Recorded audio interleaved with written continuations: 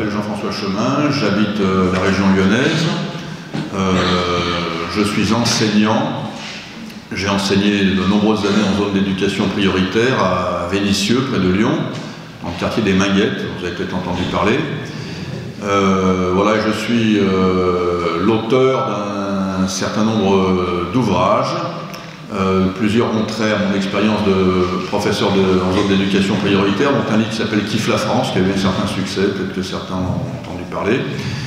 Et puis donc je viens vous parler de mon dernier ouvrage, Ils ont choisi le Christ, qui est un recueil de témoignages que j'ai moi-même recueillis pour la plupart de musulmans devenus catholiques, puisqu'on sait effectivement qu'il y a beaucoup de musulmans qui deviennent protestants évangéliques.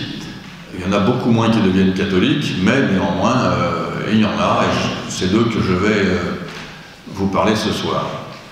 Alors comment est-ce que est venu ce livre? Eh bien tout simplement avec mon épouse. Nous étions portés volontaires il y a une dizaine d'années pour faire de la formation, de la préparation au baptême sur notre paroisse. À l'époque nous habitions le centre-ville de Lyon. Et il se trouve, c'est le hasard, que sur les 6 personnes que nous avons été invitées à préparer au baptême, la paroisse nous a envoyé 3 musulmans. Donc, c'est le hasard, mais cette expérience nous a ensuite conduit à fréquenter des associations qui les accueillent, d'autres qui les évangélisent, à participer à des forums Jésus le Messie comme celui dont on vient de parler, puisque ça se tient à peu près tous les 3-4 mois dans différentes villes de France. Et de fil en aiguille, j'ai fini par connaître beaucoup de convertis au catholicisme, et donc j'ai commencé de recueillir des témoignages, et d'où ce livre. Alors, ce livre n'est pas un livre statistique, c'est pas un livre scientifique, c'est pas une étude de sociologie, mais néanmoins j'ai essayé de me poser un certain nombre de questions par rapport aux personnes que j'ai rencontrées. Et tout d'abord, la question que je me suis posée, c'est est-ce qu'il y a quelque chose qui prédispose un musulman à devenir chrétien? Et je me suis aperçu que non, puisque les personnes que j'ai rencontrées sont extrêmement diverses. Elles sont extrêmement diverses par leur âge. J'ai rencontré des gens très jeunes, j'ai rencontré des gens d'âge plus mûr, j'ai rencontré des gens qui sont beaucoup plus âgés. Donc c'est pas une question d'âge. J'ai rencontré des hommes et des femmes. J'ai rencontré des hétérosexuels et un homosexuel. Bon, qui me l'a dit. Il y en a peut-être d'autres, mais il y en a un qui m'a dit comme ça, je suis homosexuel. Bon, très bien. J'ai pris son témoignage, très intéressant. Leur milieu social est très divers. J'ai rencontré des gens qui sont véritablement issus de familles très pauvres, et d'autres qui sont issus de familles plus aisées, qui appartiennent à la classe moyenne. Bon, puis on connaît tous Joseph Fallel, qui lui appartenait à la couche supérieure de la société. Leur origine, bon, je les ai tous rencontrés en France, certains y étaient depuis peu, d'autres depuis plus longtemps, d'autres étaient nés en France, mais bon, tous d'origine étrangère bien sûr. Très variées ces origines. Des Algériens, des Tunisiens, des Marocains, des Égyptiens, des Libanais, des Maliens, des Kosovars, etc. Bon, voilà.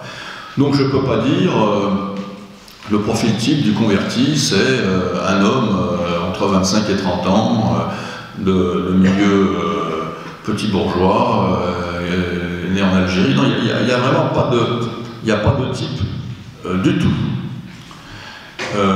Néanmoins, ce qui les caractérise, mais je crois que ça caractérise tous les musulmans, on l'a dit tout à l'heure, c'est que ce sont des gens qui ont un sens de Dieu. J'ai enseigné 9 ans précisément en zone d'éducation prioritaire, et je peux dire que ce qui m'a frappé, c'est que j'avais que des élèves musulmans ou en train de le devenir. Voilà. Ce qui m'a frappé chez les musulmans, c'est leur évidence de l'existence de Dieu. L'athéisme pour eux est quelque chose d'impensable. Pour nous, c'est évident, dans notre société où finalement on a la liberté de croire ou de ne pas croire, et où finalement le Christ a désacralisé le monde d'une certaine manière, eh bien, pour eux, c'est impensable. Dieu est partout et son existence est évidente. Mais, et ça je crois que c'est un élément important de la psychologie musulmane, le Dieu des musulmans ne s'est jamais donné. Il s'est livré par un texte. Pour eux, leur Christ à eux, c'est le Coran, donc un texte incréé qui existe depuis toujours. Mais Dieu est inatteignable, inconnaissable, et ils ne le connaîtront jamais, ni ici, ni dans l'au-delà. Donc le propre du musulman est de croire en Dieu, comme une évidence, mais de souffrir de ne jamais pouvoir le rencontrer. Voilà. Et je crois que c'est ce qui définit un peu tous les musulmans que j'ai pu rencontrer. Et c'est là que se trouve la faille, puisque pour beaucoup d'entre eux, et j'y reviendrai, on ne se pose pas de questions. Mais à partir du moment où on commence à se poser des questions, eh bien, elles arrivent massivement. Qu'est-ce que c'est qu'un texte incréé, existant depuis l'éternité et qui est truffé de telles inepties? Si c'est effectivement Dieu qui nous réserve ça depuis la nuit des temps, ça ne fait pas envie, etc., etc. J'y reviendrai. Mais donc le fait d'être croyant, en recherche d'un Dieu qui ne se donne pas, et de commencer à se poser des questions, c'est là que se trouve la clé de la conversion. Alors, les gens que j'ai interviewés, aucun d'entre eux n'a été évangélisé. Je ne dis pas que l'Église catholique n'évangélise pas, je dis juste qu'aucune de la vingtaine de personnes que j'ai interviewées, ou dont j'ai eu le témoignage dans des livres, parce que j'ai aussi complété mes interviews par quelques livres, aucune n'a été évangélisée. Voilà.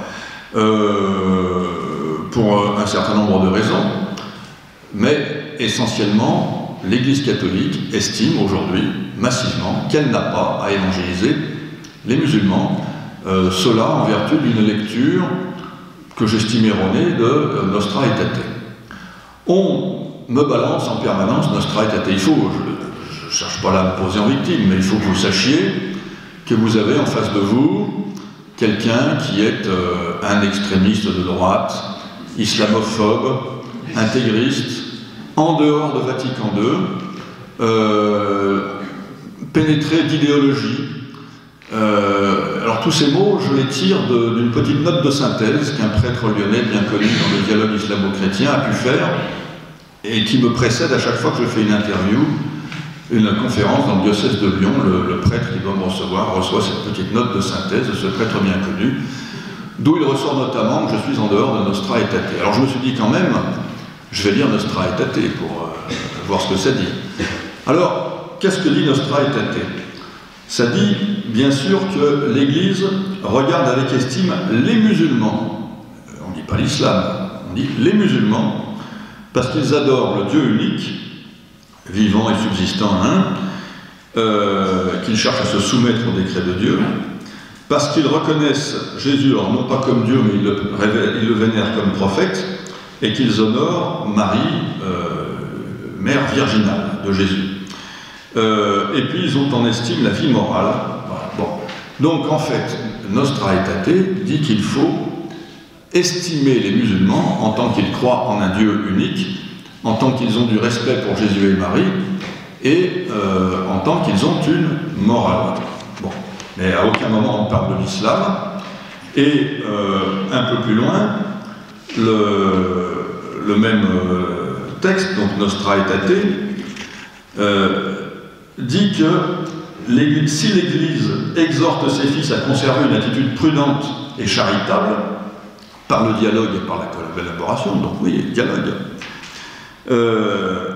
néanmoins, c'est tout en témoignant de la foi et de la vie chrétienne et pour les aider à reconnaître, préserver et faire progresser les valeurs spirituelles, morales et socioculturelles qui se trouvent en nous. Donc si je lis le texte, j'en déduis qu'il faut respecter les musulmans, les personnes, qu'il faut dialoguer avec eux, mais pour les aider à progresser. Voilà ce que je lis. Je ne lis pas que l'islam bénéficie de la même vérité que la nôtre et que nous devons nous contenter de dialoguer sans chercher à les faire avancer. Ce texte devant être mis en parallèle avec un autre texte de 1975, Evangelii Nuntiandi, qui dit « Nous voulons relever aujourd'hui que ni le respect, ni l'estime envers les autres religions ne doit être une invitation à taire devant les non-chrétiens l'annonce de Jésus-Christ. » C'est-à-dire que rien ne doit faire obstacle à l'annonce de Jésus-Christ, même pas le respect.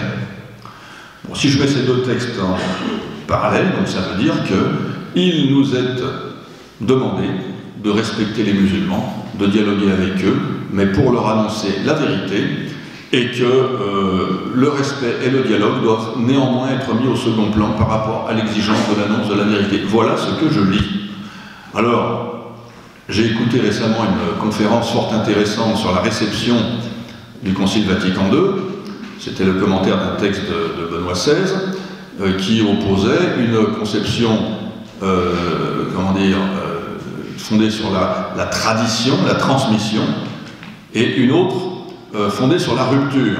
Et beaucoup de gens ont privilégié une lecture de Vatican II fondée sur la rupture, qui privilégie le soi-disant esprit des textes au détriment de la lettre. Donc dire finalement on n'est pas allé bien loin, on n'est pas allé assez loin dans le texte, mais l'esprit de Vatican II nous incite à aller plus loin. Et donc certains affirment aujourd'hui, et la personne qui nous faisait cette conférence avait eu des cours à la Cato d'Angers à ce sujet, certains professeurs, prêtres dans les facultés de théologie, affirment qu'on ne peut pas prétendre que l'Église détienne une vérité supérieure aux autres religions. Voilà. Bon. Et ce n'est pas ce que j'ai lu dans Nostra Aetate, donc prétendre que je suis en dehors de Nostra Aetate parce que je témoigne des conversions de musulmans, j'estime que c'est un petit peu exagéré. Bien, passer ce petit moment un peu polémique, mais néanmoins important, parce qu'on l'entend tout le temps, cette histoire de Nostra Aetate. Je reviens à mon sujet. Alors, puisque ces gens n'ont pas été évangélisés, parce que l'Église, en tout cas, beaucoup de gens dans l'Église considèrent qu'il ne faut pas les évangéliser, comment sont-ils devenus catholiques? Eh bien, je dois dire que, tout d'abord, beaucoup d'entre eux ont connu un choc. C'est à l'occasion d'un choc brutal dans leur vie qui les a ébranlés et qui les a amenés, comme disent les protestants évangéliques, à crier vers Dieu. Crier à Dieu, voilà ce que disent les protestants évangéliques. J'ai crié à Dieu, le chien allait mort, j'ai crié à Dieu, bon voilà. Une fille qui me racontait ça, là, un chien allait à la mort, elle a crié à Dieu. Bon. Alors, à quelle occasion est-ce que ces gens ont crié à Dieu? Très souvent, on trouve des exemples de maladies. Une maladie grave, par exemple un cancer, ou autre forme de maladie, on est in articulo mortis, et on crie, et il se passe quelque chose. C'est souvent également à l'occasion d'une séparation, un couple qui explose, parfois de manière imprévue, un mari qui s'en va, ou une femme, et à ce moment-là, on est au fond du trou, et on crie à Dieu. J'ai eu un exemple d'une personne que j'ai préparée au baptême, c'est à l'occasion d'un abandon parental. 5 enfants, vivant en Alsace, la mère s'en va, elle ne supporte plus de vivre en France, elle retourne vivre au bled, elle abandonne son mari et ses enfants, et au bout de quelques temps, le mari s'en va aussi. Et il laisse les enfants tout seuls, l'aîné a 18 ans, il leur laisse la maison, il leur laisse un peu d'argent, et il s'en va. Le choc est terrible, et sur les 5 enfants, 2 sont devenus chrétiens, et les 3 autres sont mariés avec des chrétiens, mais sans être véritablement... voilà. Mais bon, donc l'abandon. L'exil également, des gens qui sont obligés, pour des raisons diverses, de quitter leur pays, ça peut être des réfugiés, voilà, et qui se retrouvent là aussi coupés de leur famille, coupés de leurs racines et désespérés. Voilà. Et qui donc, j'en reviens à cette expression, crie à Dieu. Alors comment est-ce que ça se passe, crier à Dieu? Je vais vous raconter une histoire toute bête d'un converti qui m'a raconté ça. On faisait une marche ensemble, un pèlerinage. J'ai découvert que mon voisin de marche était un ancien musulman. Il m'a raconté sa conversion. Donc il était prof de sport en Algérie et il part faire une grande marche en montagne et il se perd. Et la nuit va tomber il commence à flipper. Et son réflexe, rappelez-vous, les musulmans croient en Marie, donc il se met à appeler Marie, Marie, sors-moi de là, Marie au secours, Marie, Marie. Et là, il arrive à une route. Alors, il est déjà content, merci Marie. Et au moment où il arrive sur la route, voilà une voiture qui ralentit, qui s'arrête. Et il a peur, parce qu'on est dans les années 90, c'est les années de plomb en Algérie, il se dit, je suis tombé sur un terroriste. La voiture s'arrête, la fenêtre s'ouvre, monsieur, est-ce que vous avez besoin de quelque chose? Et l'autre, non, non, j'ai besoin de rien, c'est bon, merci. Très bien, la voiture repart, s'arrête, fait marche arrière, la portière toujours ouverte, le chauffeur dit, si, je crois que vous avez besoin de quelque chose, et il lui tend un livre. Et il ajoute, continuez, à 5 km, vous allez tomber sur un village. Mon prof de sport fait les 5 km, arrive au village, s'assied sur un banc, fatigué, bon, et il prend le livre, et c'était un évangile selon saint Luc. Et il le lit, et il devient chrétien. Voilà. Et il met très clairement, ce garçon, sa conversion sur le fait qu'il a appelé Marie au secours. Parfois les événements sont moins tragiques, mais le témoignage d'Abdallah, qui est quelqu'un qui revient assez souvent dans mon livre, qui a un témoignage très très puissant, très puissant. C'est un garçon qui a un parcours tout à fait extraordinaire. En 2 mots, fils de grande famille égyptienne, vient faire des études de finance en Allemagne, loupe la rentrée, il a une année de perdu, donc il vient s'installer à Paris parce qu'il a un oncle qui tient un restaurant depuis 40 ans. Il est d'ailleurs très très choqué de voir que cet oncle qui tient un resto qui a pignon sur rue déteste les Français et les chrétiens alors qu'il vit au milieu d'eux depuis 40 ans. Ça le choque. Mais bon, finalement, il est à la mosquée du coin, et comme il connaît le Coran par cœur depuis son enfance, il est nommé imam. Et puis il y a des choses qui le choquent, notamment le soir de Charlie Hebdo, où tout le monde fait la fête dans la mosquée, et quand ils sortent, ils se prennent un air de circonstance pour dire « Mon Dieu, tout ça c'est pas écrit dans le Coran ». Enfin, bon. Donc il est choqué aussi par ces mensonges, ce double discours. Bon, enfin, il se pose plein de questions. Son parcours est très long. Pour ceux qui liront le livre, ils verront, c'est plein de rebondissements. Mais à un moment donné, il n'en peut plus. Et il se met à crier vers Dieu en disant, mais bon sang, j'arrête pas de me poser des questions, mais donne-moi la réponse. Qu'est-ce qu'il faut que je croie? Qui es-tu? Et à ce moment-là, il prie pendant 3 heures. Pendant 3 heures. Et il s'endort. Et pendant son sommeil, il voit une église baignée de lumière.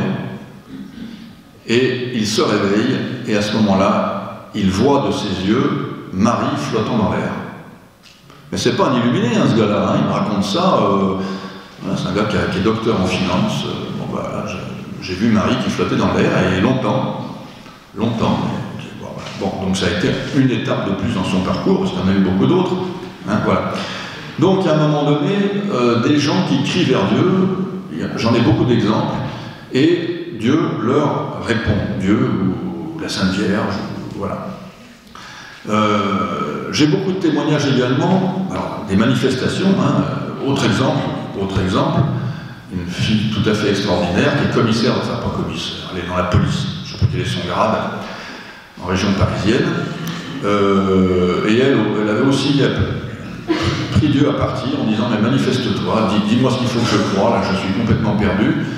Et dans son sommeil, elle a fait 6 rêves successifs dans la même nuit, qui étaient des scènes très explicites des évangiles ou de l'Apocalypse.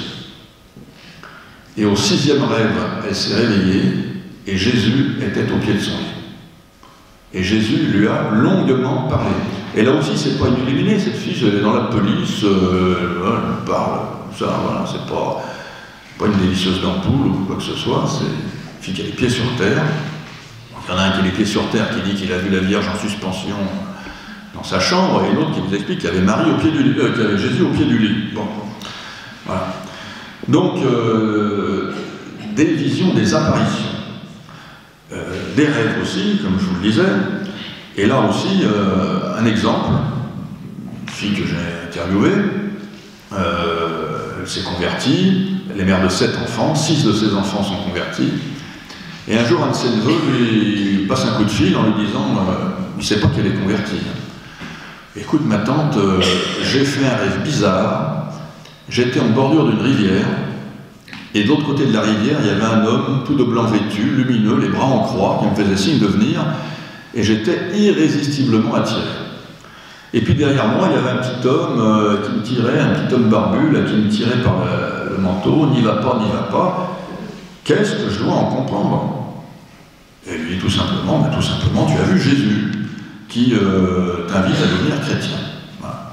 Alors, ça semble extravagant, mais ceux qui liront le livre verront que des exemples comme ça, j'en ai plein, et il y en a sûrement beaucoup, beaucoup plus. Il se trouve que ces gens qui ont un sens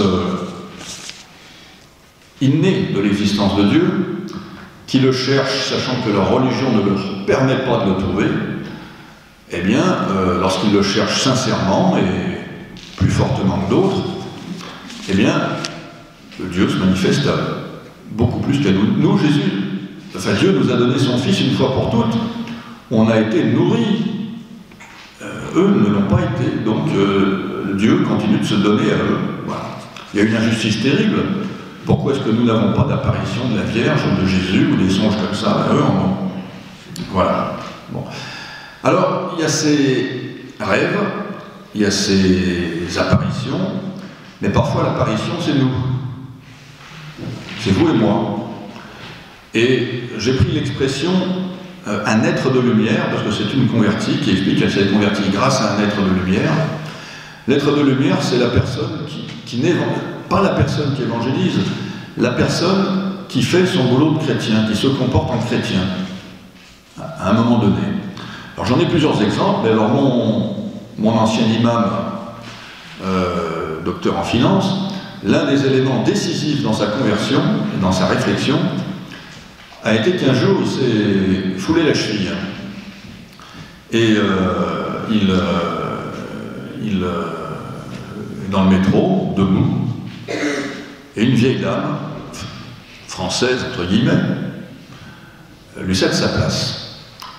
Et à ce moment-là, il dit, mais bon sang, qui suis-je pour penser, parce que les musulmans pensent qu'on va tous aller en enfer, il faut le savoir, ils pensent qu'on va tous aller en enfer, qu'ils sont vraiment désolés pour nous, parce qu'il se peut qu'on soit sympa, mais on va aller en enfer. Enfin, ils ne sont pas tous désolés pour nous, parce qu'ils trouvent qu'on est sympa, parce que il faut savoir que dans l'anthropologie musulmane, c'est écrit dans le Coran, noir sur blanc, il leur est demandé d'être pour nous l'avant-goût sur terre de l'enfer qui nous attend dans l'au-delà. Donc il faut nous combattre, nous haïr, mais ils ne sont pas tous comme ça. Ils ne prennent pas tout ça au pied de la lettre. Donc il y en a qui sont bien désolés pour nous, mais qui pensent qu'on va aller en enfer. Donc il s'est dit, mais qui suis-je pour penser que cette femme va aller en enfer alors qu'elle est visiblement chrétienne et qu'elle me cède sa place? Et ça a été un terrible accroc dans son petit pullover bien confortable de musulman. Autre exemple, une femme qui a écrit un bouquin pour raconter sa conversion, et elle, le fait générateur a été que pendant plusieurs étés, elle a été babysitter dans une famille catho.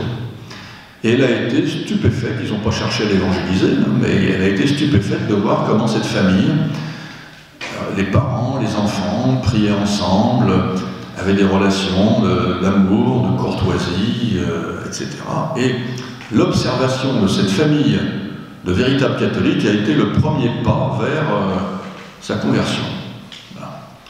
Autre exemple, je raconte dans le livre, un soldat d'origine malienne, ils sont 5 enfants, venus du Mali, bien sûr ils font un peu des bêtises, et la mère dit aux 2 aînés, soit vous retournez au pays, soit vous rentrez dans l'armée. L'aîné choisit d'entrer dans l'armée, le deuxième choisit de retourner au pays d'où il revient islamiste. Bon. Celui qui rentre dans l'armée, il est musulman, il n'a pas particulièrement d'attirance par rapport au christianisme, mais un jour le sergent dit qu'est-ce qu'il veut, ils sont en mission en Côte d'Ivoire, le sergent dit qu'est-ce qu'il veut aller à la messe demain. Alors lui il dit bon bah, ça va toujours me faire une sortie, je vais voir. Il y va, il se retrouve dans une messe africaine où ça chante, ça danse, ça tape dans ses mains.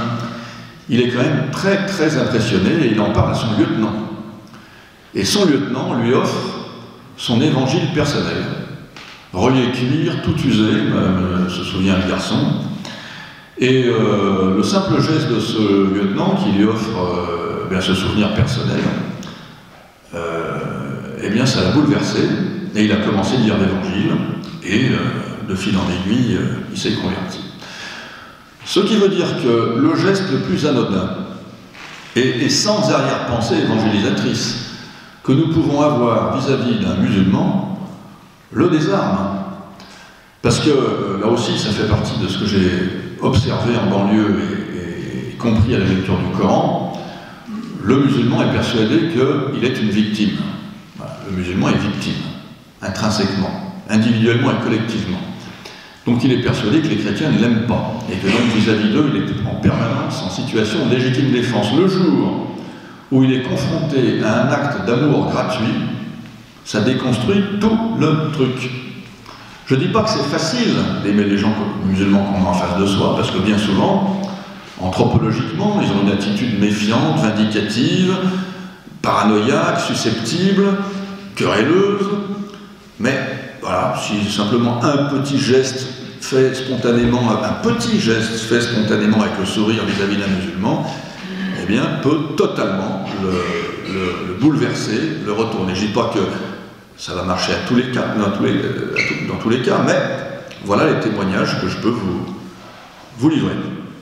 Alors, autre façon d'être touché par le christianisme, plusieurs personnes que j'ai rencontrées, dont j'ai lu les témoignages, ont été pris d'un dégoût de l'islam à un certain moment. Alors, je vous ai parlé de cet imam qui a été dégoûté après Charlie de voir que ce double discours, qu'on fait la fête, on pousse des you-you à l'intérieur de la mosquée à l'annonce de l'attentat, et puis ensuite on se compose en sortant une mine défaite, en disant qu'on condamne bien sûr, que tout ça c'est pas l'islam, etc. Bon. Mais il y a un témoignage qui est très intéressant, qui est issu d'un témoignage écrit, donc je n'ai pas rencontré la personne, j'ai lu son livre, qui s'appelle Naïd Mahmoud Metwali. C'est une femme de la haute bourgeoisie égyptienne qui a fait de grandes études et qui était donc directrice d'école. Et donc dans sa famille, elle avait des ministres, elle avait des généraux. Elle détestait les chrétiens.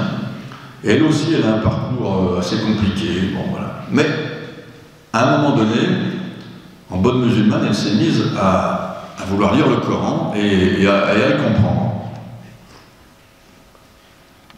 Et en lisant le Coran, elle a été choquée, en tant que femme évoluée, de voir comment la femme était traitée.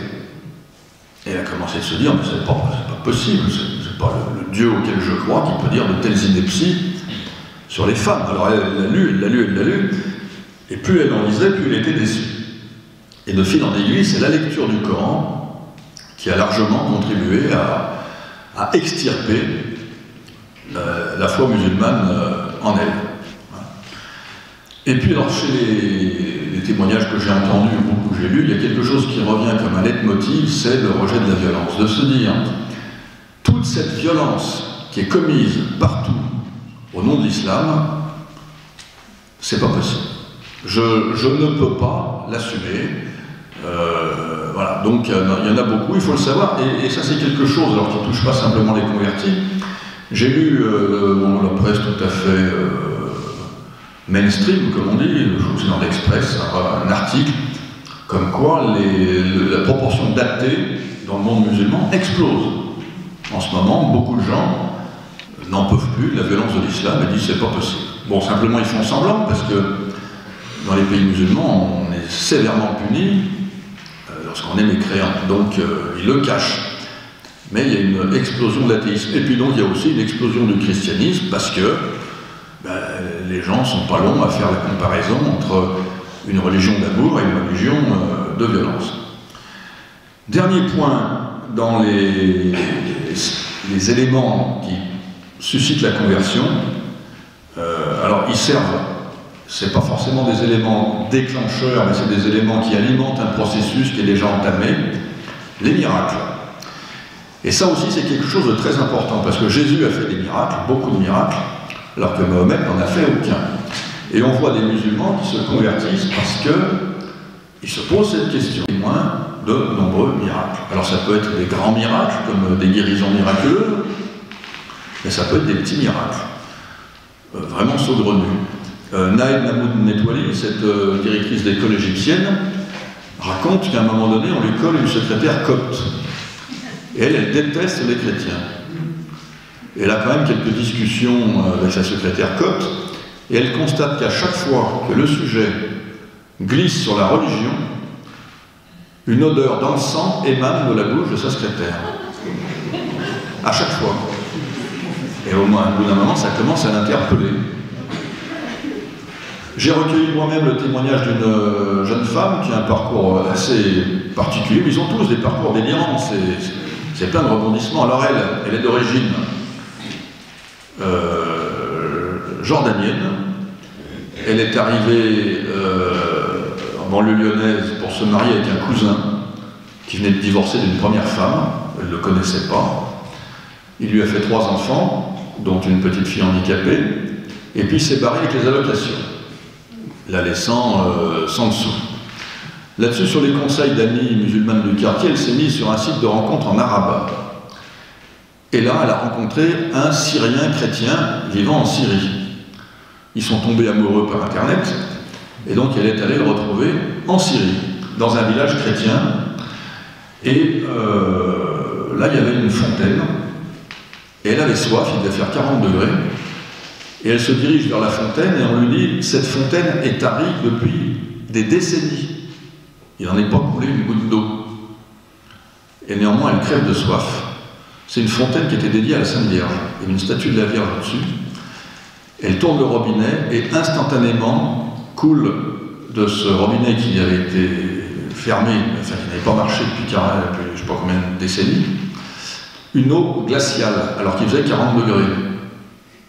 Voilà, je vous le livre comme ça, c'est un truc mais tout bête. Hein. De l'eau glaciale coule en plein cagnard d'un robinet qui n'a pas servi, qui était en panne depuis des décennies. Voilà. Bon, alors, je n'ai pas vérifié, mais non. Voilà, donc des miracles, parfois des tout petits miracles, qui sont des chemins sur comme des cailloux du petit pousset sur la voie de la conversion. Donc vous voyez quand même que, dans ce que je viens de décrire, c'est le bon Dieu qui a tout fait lui-même. Les rêves, les apparitions, l'inspiration des êtres de lumière, les miracles, etc. Bon. Alors, ces convertis, à partir du moment où ils ont été touchés, eh bien, réflexe naturel, ils rentrent dans une église et ils demandent à parler à un prêtre. Et là, c'est pas toujours facile. Certains m'ont dit, j'en ai parlé à un prêtre, ça ne l'a pas du tout intéressé. Il m'a dit, je vais vous donner rendez-vous, il ne m'a jamais rappelé. Il y en a un autre à qui le prêtre a dit, est-ce que tu n'as pas honte de trahir la religion de tes pères?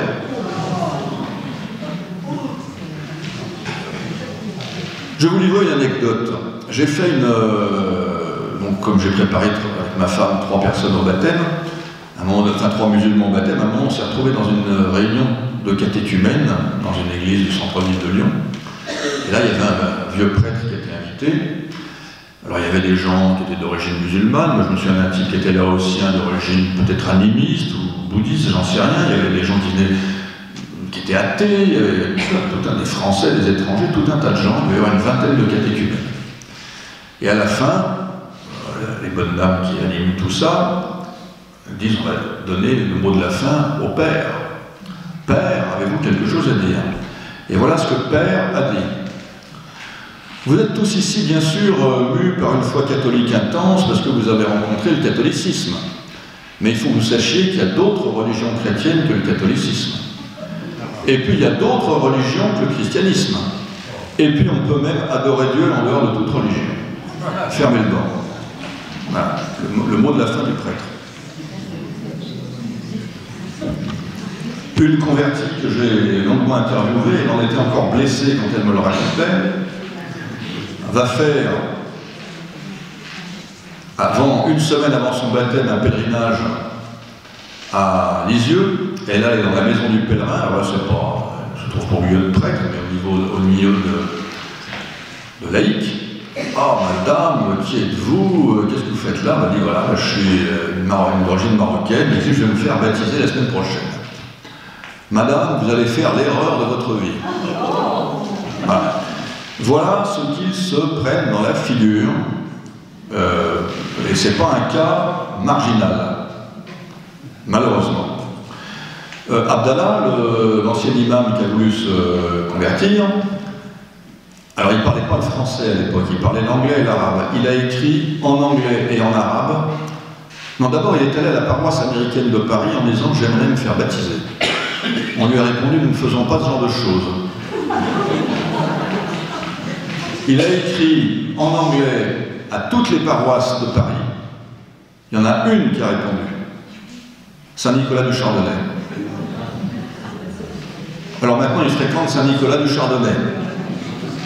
Ce qui fait que lorsqu'il demande l'asile politique, parce que maintenant sa famille l'a menacé de mort, on le lui refuse en disant « mais vous racontez n'importe quoi, monsieur, vous fréquentez les fascistes et les racistes.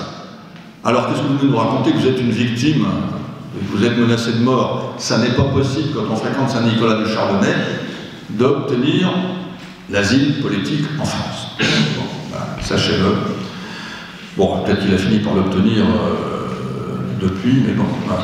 Alors bon, je ne dis pas qu'ils ont tous mauvais accueil, mais souvent. Ensuite, eux qui sont assoiffés d'absolu et qui risquent leur vie pour cela, on y reviendra dans une seconde, se payent, si j'ose dire, une formation de 2 à 3 ans qu'ils jugent excessivement longue et pour beaucoup d'entre eux, inintéressante.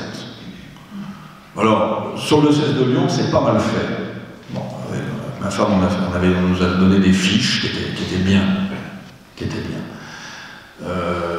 Mais j'ai eu des récits de gens qui verraient le témoignage de cette femme qui est policière en banlieue parisienne et qui n'a pas de mots assez durs pour décrire ce qu'elle a vécu. Et elle a tellement rué dans les bancards qu'on lui a collé une année de plus. Voilà, pendant 2 ans, elle était furieuse, on lui a dit tu vas t'en prendre une 3e. Bon. Voilà, bon. Et puis ensuite, plus rien. Ils sont suivis pendant la préparation du baptême, jusqu'au baptême. Ensuite, il y a la confirmation le soir de la Pentecôte, et ensuite, plus rien. Sachant que c'est des gens qui viennent d'une culture extrêmement communautaire et qui se retrouvent dans nos individualismes complètement livrés à eux-mêmes. Comme me l'ont dit, l'expression revient souvent, comme me l'ont dit beaucoup, il n'y a pas dans l'Église catholique de service après-vente. On se retrouve livré à la paroisse. À la sortie, alors il y en a une des filles que j'ai préparée au baptême qui a rompu avec tout le monde en disant « j'en ai assez d'être l'arabe de service à la sortie de la messe ». Nombre des convertis que j'ai interviewés m'ont dit qu'en 10 ans, 15 ans, 20 ans, ils n'avaient jamais été invités le soir de Noël. Voilà. Alors, de temps en temps, une fois de temps en temps, il y a un petit geste, mais je peux vous dire qu'un converti, c'est 365 jours par an qu'il vit. 365 jours par an qu'il est tout seul. Qu'il faut l'inviter à bouffer, qu'il faut l'inviter en vacances, qu'il faut lui proposer des activités. Donc c'est pas forcément des gens qui ont l'habitude de se prendre en main, c'est des communautés, ça j'ai un petit peu vécu ça en banlieue, en ZEP, milieu extrêmement communautariste, où il n'y a pas véritablement d'autonomie de l'individu. Donc quand vous écoutez un jeune de banlieue parler, tout ce qu'il a à la bouche est toujours ma cousine, ma grand-mère, ma tante, mon frère, etc. Bon, ben, quand, pour les raisons que j'évoquerai dans 5 minutes, il n'y a plus de cousines, de tantes, de frères, voilà, eh bien, ils sont tout seuls. Voilà. Et donc, là, s'il n'y a pas des gens qui prennent sur eux de s'en occuper véritablement, ben il y en a beaucoup qui s'éloignent après le baptême, qui s'éloignent de l'Église parce qu'ils ne supportent pas cette solitude. Voilà. Ou bien parfois ils ont l'impression qu'on leur fait un peu la charité, parce que c'est souvent des gens quand même chez nous qui sont au bas de l'échelle sociale. Pas toujours, mais souvent. Et malheureusement, la pratique religieuse reste souvent l'apanage de milieux plutôt aisés. Donc il y a un petit fossé. Voilà. Et donc il faut non seulement les aider, mais aussi se faire pardonner de les aider. Bon. Donc c'est très dur pour eux, cette conversion, à toutes les étapes de la démarche. Surtout que eux qui viennent de ces milieux très communautaristes sont du jour au lendemain rejetés par leur communauté. Et rejetés brutalement, souvent jusqu'à la mort. Il faut que vous sachiez qu'il y a un hadith, un hadith c'est une parole du prophète, considéré comme authentique, qui dit que l'apostat doit être tué. Et moi je cite dans mon livre 2 exemples que je connais, qui ont eu lieu en France, de personnes qui ont été tuées par leur famille parce qu'elles étaient devenues chrétiennes. Alors évidemment, ça rentre dans la rubrique drame conjugal. Jamais les médias ne disent qu'elles ont été tuées parce qu'elles sont devenues chrétiennes. Et pourtant, c'est la vérité. Voilà. Mais sans aller jusque-là, le rejet familial et communautaire est très général. La conversion, elle entraîne la mort sociale. J'ai personnellement participé à l'exfiltration d'un garçon qui vivait chez son frère. Et le frère est un garçon intégré, il a fait des études de comptabilité, il est cadre dans une grande entreprise. Quand il a appris que son frère s'était converti, eh bien il l'a menacé. Et il a fallu évacuer clandestinement le petit frère, on s'y est mis à plusieurs, on a vidé sa chambre, et ensuite on l'a caché. Et le grand frère le cherchait. On en avait des échos, il le cherchait, il voulait ça. Donc l'autre était planqué dans un monastère des centaines de kilomètres, mais voilà, il était menacé par son propre frère, sachant que sa mère l'avait maudit. Hein, voilà. La petite Jordanienne qui avait rencontré un Syrien, a commencé de devenir persona non grata dans son quartier quand on s'est aperçu de sa conversion. Alors on a commencé à la suivre pour vérifier pourquoi elle allait à l'église. On lui a demandé des comptes. Alors elle est allée à l'église à l'autre bout de la ville, mais on la suivait quand même. Et on avait des échos par les enfants du collège où étaient les siens qu'elle avait un sapin de Noël, qu'elle ne faisait pas le ramadan. Donc elle s'est retrouvée plusieurs fois encerclée, menacée. T'es sûr que t'es pas chrétienne, mais alors tu fais pas ton ramadan. La communauté musulmane, ils sont pas cléricaux comme nous. Ils n'attendent pas tout de la hiérarchie ecclésiastique, qui n'existe pas. Donc chacun se sent personnellement responsable de l'expansion de la communauté et de son maintien. Donc tout le monde flique tout le monde demande des comptes à tout le monde. Moi j'ai préparé au baptême un garçon qui me dit « Oh là là, je ne suis pas rassuré ». Alors déjà il était originaire de Toulon, il est dû s'installer à Lyon pour avoir la paix. L'une des premières personnes qui trouve un jour dans la rue en bas de chez lui, c'est un ancien de son quartier qui lui demande une question: quelle est la mosquée que tu fréquentes à Lyon? Bon, il a répondu évasivement, puis un jour il y a un type qui vient lui installer la boxe et qui lui donnait du frère, mais qu'est-ce que c'est là, ces signes religieux que tu as là, frère? Le gars, l'installateur de la boxe, vient demander des comptes sur les signes qu'il rencontre chez son client. Et ils sont donc en permanence surveillés et de fait menacés. L'une des personnes qu'on a préparées au baptême avec ma femme, c'était tragique. J'ai d'ailleurs dédié mon livre. Elle s'appelait Sad Béré. Bon, j'ai trouvé un pseudonyme ensuite, j'ai mis des pseudonymes à tout le monde dans le livre, mais elle s'appelait Sad Béré, je peux donner son nom parce qu'elle est morte. Elle s'est convertie après avoir déclenché un cancer généralisé. Bon. Et la préparation au baptême, on a vraiment été pris par le temps parce que la maladie gagnait. Et puis cette préparation en 2 ans, bon voilà, le diocèse était prêt à accélérer les choses, mais la maladie était plus rapide. Et la dernière fois que j'ai vu Sad Béré, c'était juste avant les vacances de Noël. Elle est arrivée avec une bouteille de champagne à notre rendez-vous, elle qui n'avait pas le sou. Et elle m'a dit, voilà, je viens vous dire adieu. Elle était verdâtre. Je viens vous dire adieu, je ne reviendrai plus, j'en ai plus la force, parce qu'elle était kosovare. Je suis suivi à chaque fois que je viens vous voir. Elle me dit des Albanais, il y en a plein les rues. Et je suis suivi, et donc je ne viendrai plus. Et elle m'a dit adieu, elle m'a dit joyeux Noël. Elle m'a laissé sa bouteille de champagne, elle est repartie, et j'ai jamais revu. Jamais revu. Donc ça n'a pas été jusqu'au baptême. Enfin bon, je pense qu'elle était quand même... voilà. Mais pour dire que cette omniprésence du regard inquisiteur des coreligionnaires est un formidable frein à la conversion. Et il y a, et je le sais, beaucoup de gens ici et ailleurs qui se convertiraient s'ils n'avaient pas peur de l'exclusion, de la mort sociale et voire de la mort tout court. Alors j'ai posé moi ces questions à des hommes politiques en disant que fait la République laïque, celle qui affiche dans sa déclaration des droits de l'homme le droit d'avoir une religion, d'en changer. Il n'y a pas un homme politique qui ait accepté de se positionner là-dessus.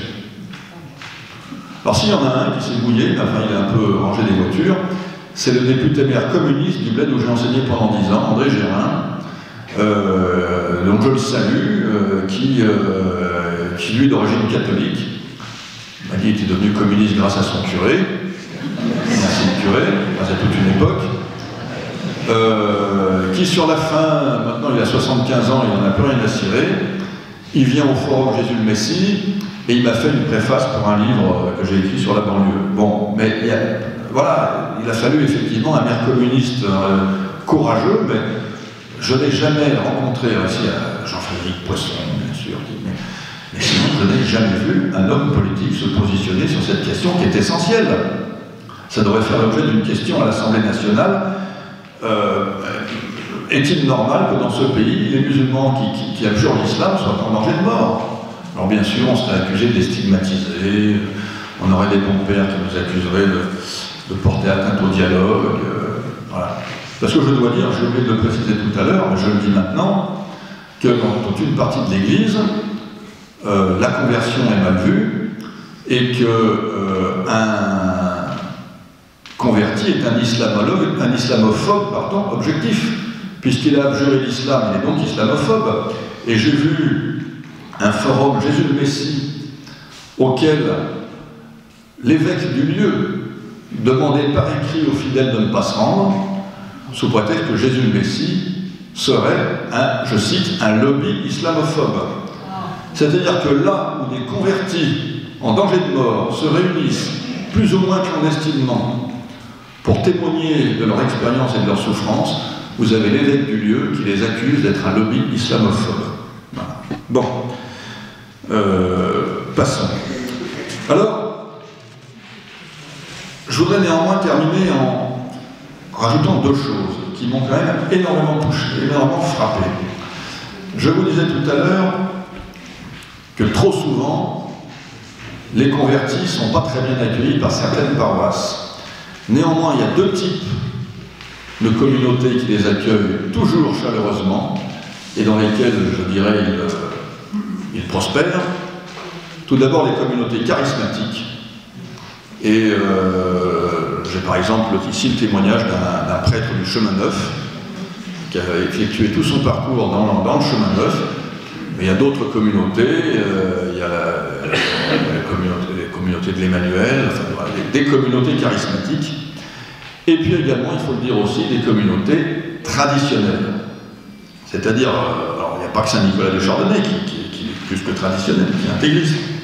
Mais très souvent, les convertis sont particulièrement bien accueillis dans des paroisses qui ont le sens de la tradition.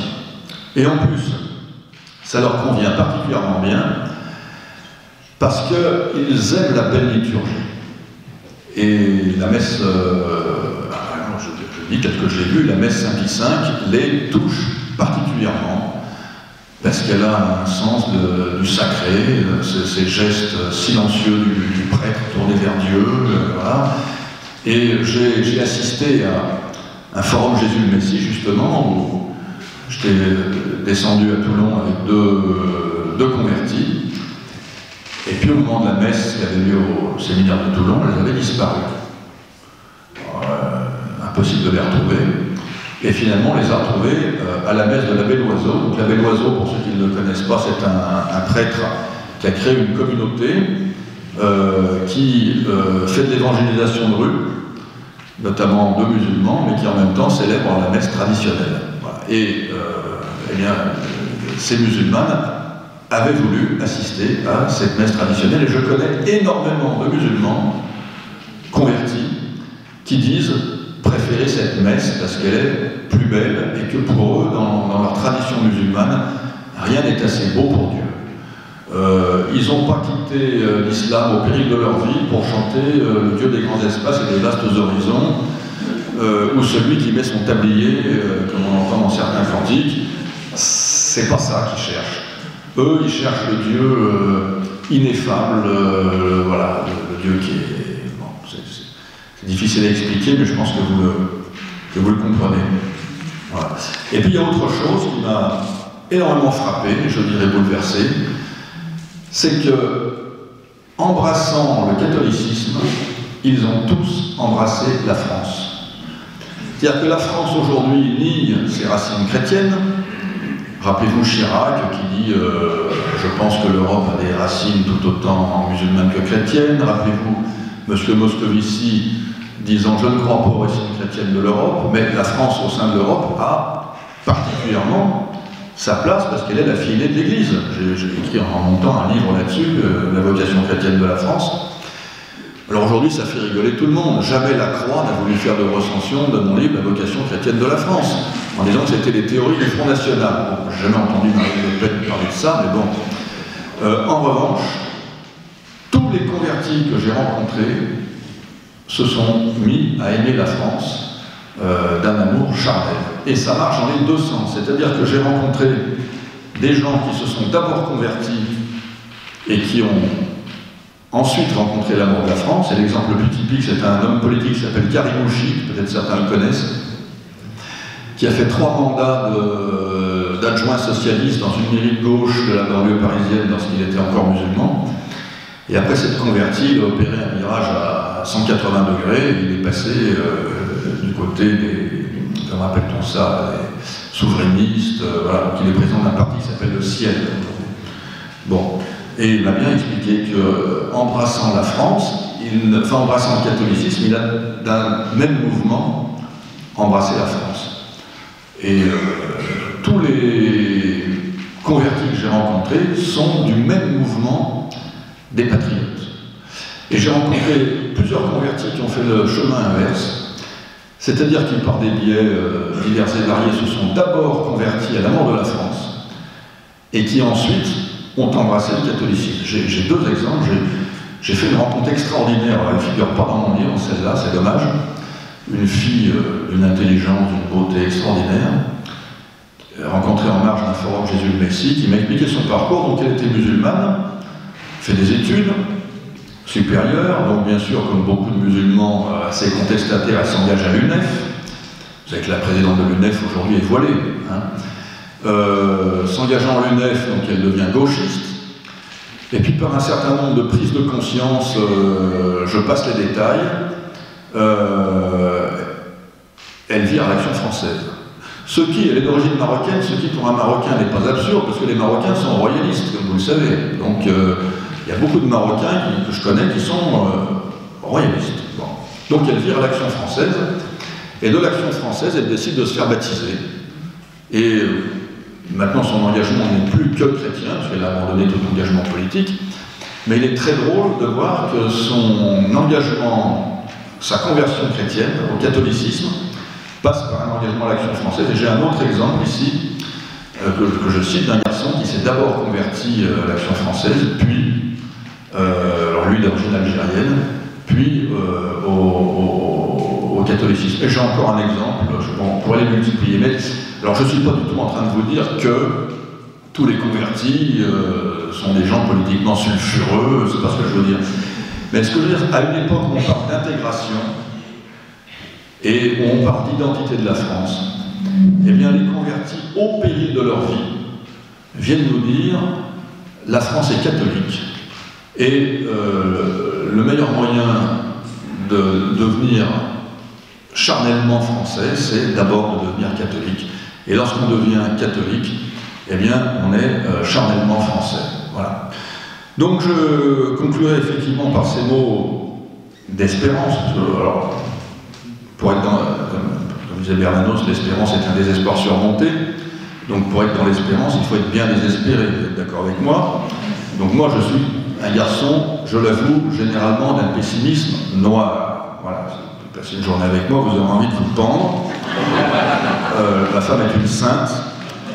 Mais néanmoins, ces témoignages, eh bien, je dirais, me redonnent véritablement l'espérance, et je crois que tous ces convertis nous interpellent à la mémoire de Jean-Paul II, qui nous disait en 1980, je le rappelle, « France, fille aînée de l'Église, éducatrice des peuples, qu'as-tu fait des promesses de ton baptême ?»